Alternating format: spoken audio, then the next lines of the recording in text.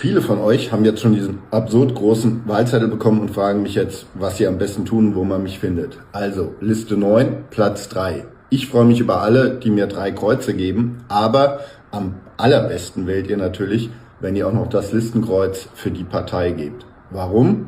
Naja, ihr habt 93 Stimmen, ich kann leider nur 3 davon bekommen. Damit die Partei genügend Mandate bekommt, braucht sie aber möglichst viele Stimmen. 93 Stimmen sind mehr als 3. Relativ einfache Mathematik.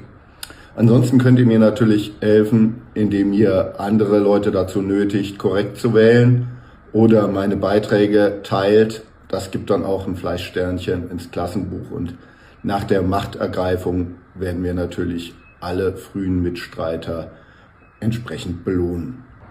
Und ich beantworte euch natürlich gerne alle weiteren Fragen zum größten Wahlzettel der Welt.